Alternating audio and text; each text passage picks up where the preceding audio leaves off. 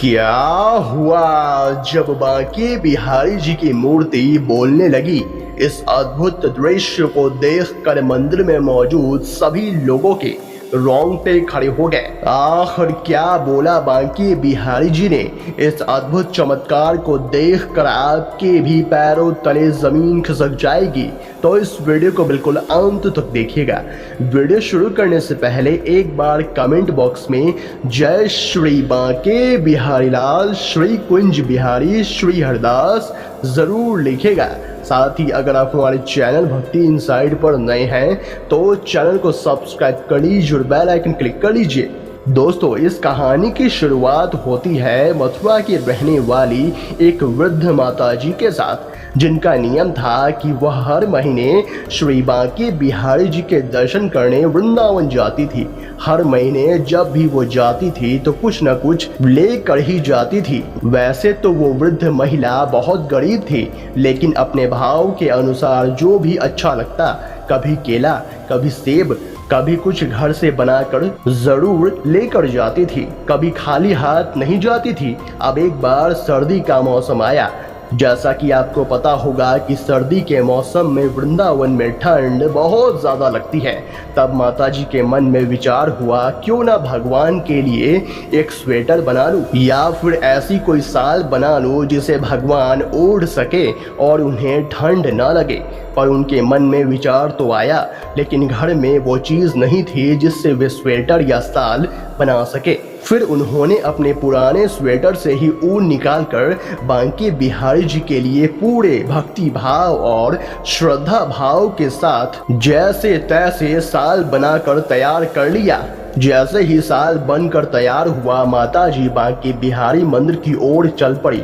उन्होंने ये सोच लिया था कि आज जाऊंगी तो बिहारी जी को ये साल ओढ़ा कर ही आऊंगी। माताजी जब मंदिर पहुंची तो वहां देखा कि बहुत सारे सेठ आए हुए थे, जो कि अलग अलग चीज लेकर आए थे। कोई गर्म कंबल, कोई कोट, तो कोई नया साल लेकर आया था। उन सबको देखकर अब माताजी को शर्म आने लगी।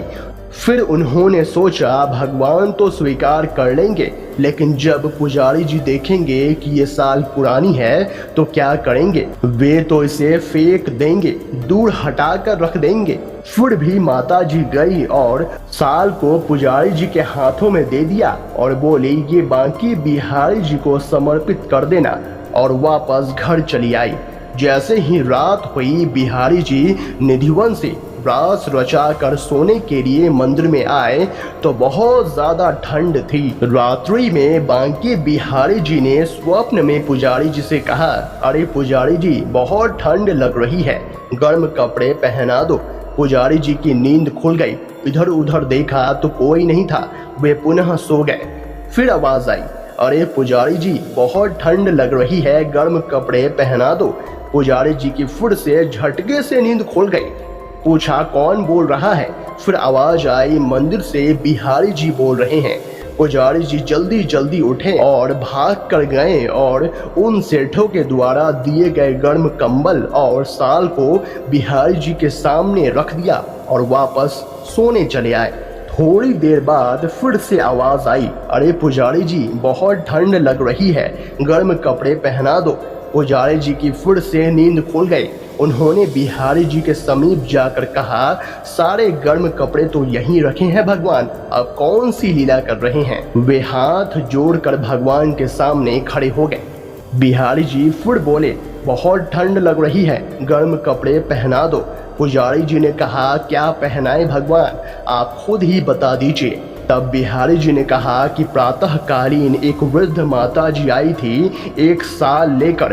तुमने सोचा कि वो साल पुरानी है, तुमने यहाँ से हटाकर दूर रख दिया। उसे जल्दी लेकर आओ और मुझे पहनाओ। अब पुजारी जी भाग कर वो साल लेकर आए और आकर बिहारी जी के शरीर पर उड़ा दिया। और जैसे ही वो साल उड़ाई गई, बिहारी जी ने कहा, अब ठंड दूर हो गई। फिर भगवान सो गए। इधर पुजारी जी हैरान थे, बोले, मुझसे भारी अपराध हो गया है। माता जी कितने भाव से भगवान के लिए साल बना कर लाई थी और मैंने क्या किया, मैंने उस पवित्र साल को दूर हटाकर फेंक दिया। मैंने उनका मान नहीं रखा।